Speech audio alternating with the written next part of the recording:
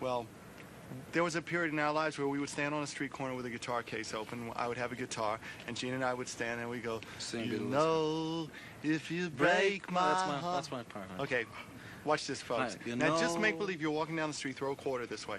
You know, if you break my heart, I'll go, but I'll be back again, 'cause I told you once before goodbye.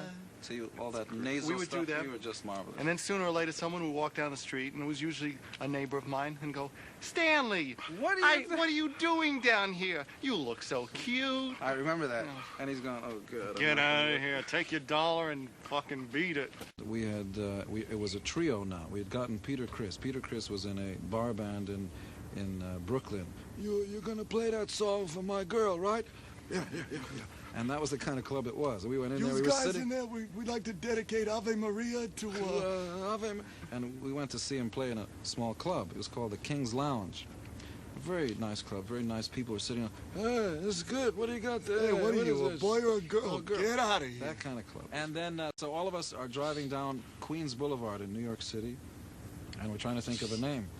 And everybody's kidding around, and he throws out, kidding, hey, what about Kiss? And nobody was laughing at that. Yeah. I came to New York City, you know, trying to put together a band that would play my material. I hadn't met anybody that was a writer. I thought I was the only one that wrote songs. And then this mutual guitar player friend of mine, who was in an old band that I was in, introduced me to Paul. And the first time we met, I must have made a wonderful impression, because I said, oh, so you play songs, you can write songs too, huh? Yeah, let's see what you got. I go, okay.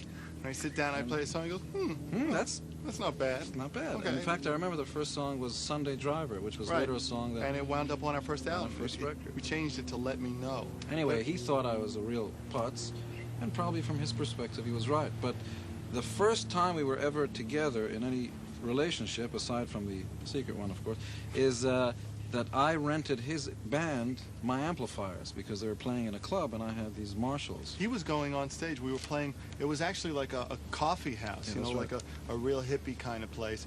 And he came on first with this acoustic guitar, and he's playing these songs. I didn't have a I group. love Eskimos, you know. Things. Right? That's pretty close. I had written all sorts of songs. My mother is beautiful. You know? Yeah.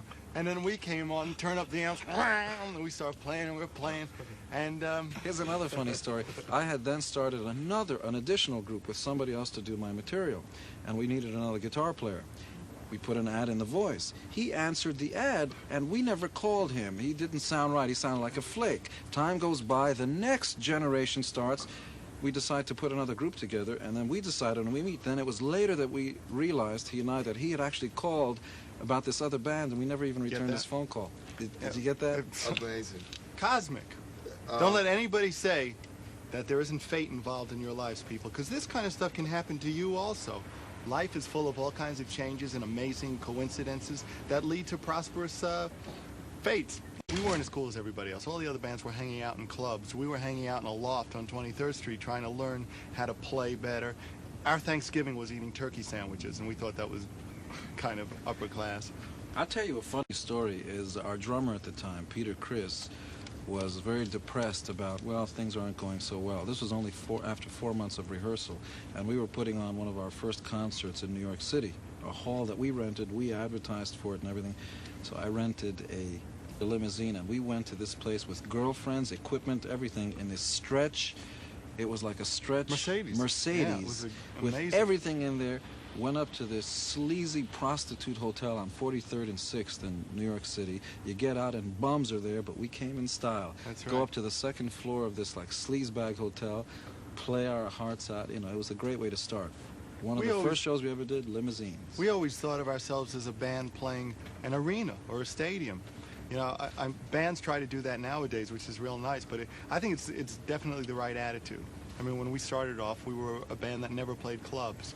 In our minds, we were always playing, we were always headlining, and we were always at Madison Square Garden. And then the public came around to your way of thinking. Well, we wouldn't let them go. We just kept turning up louder and louder until they said the only place you can play is an arena. What happened to Peter Criss, Ace Frehley, and the other John, original Kiss? Vinnie Vincent. They all went to Kiss Heaven. Some of them decided to go on and to try solo careers. Some of them may do well, some of them may not. They were in the band at the time, it seemed right, and not all things last, unfortunately. It's kind of like a four-way marriage. In these times, two-way marriages aren't making it, so it's real difficult when you have four people because everybody's constantly growing in different directions. You have to hope that, you know, your purpose is the same. Sometimes you run into trouble because people don't want to be team players anymore. Everybody has a right to want to go out by themselves or be in the spotlight by themselves, but the way we've always seen this, they're four stars. And once you've been in the band, it changes your life. I think you can never leave it. You may think you go on and, okay, here I am as a solo artist. They say, hey, weren't you in Kiss? You know, it's a real important that's your part. identifying. And I think that once you've been in this band, you always identify with being in Kiss. And you think of yourself as having been a member of Kiss. It's a real special place. Do you see yourself now as more a movie star? Have you gone Hollywood, do you think?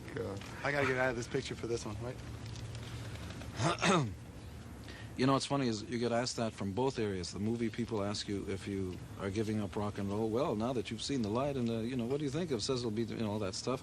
And then you do the same thing. The truth is they're two totally different things, and one doesn't negate the existence or the importance of the other. There's no reason why you can't like steak and cheesecake. Touring and the women, is that hype or are they really out to have your children? Being on tour is real interesting because it's kind of like a buffet. You see everything spread in front of you, but you don't always eat all of it. I like Just that. nibble, in fact, huh? I like that so much I'm going to use it in the Next next song. interview. There's a buffet. A new song. Buffet, I don't want to eat. The girl, you know, anybody that tells you they form a rock and roll band because they want to contribute to the musical integrity of mankind is full of it. It's girls. Oh my God! Oh! Sort of like that. In other words, you'd like to see it. Yeah, can you stick For your tongue free. out and touch your nose? Stick my tongue out and touch my nose? Great. Thanks. Thank you. Would you like to see it wiggle or something? Would you like to come in for a real close-up? Yeah. Come in on my mouth, sweetheart. Come here. You ready? Slow motion. A little closer. Come a little bit closer, you might.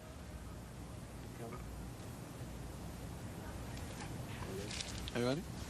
I think I'm about to come. You ready? Yep. All right? Ready? There you go. Slow motion.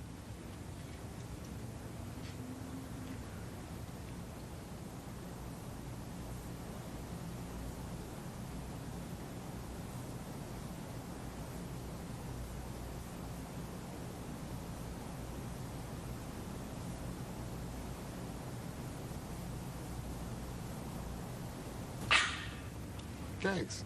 You're welcome.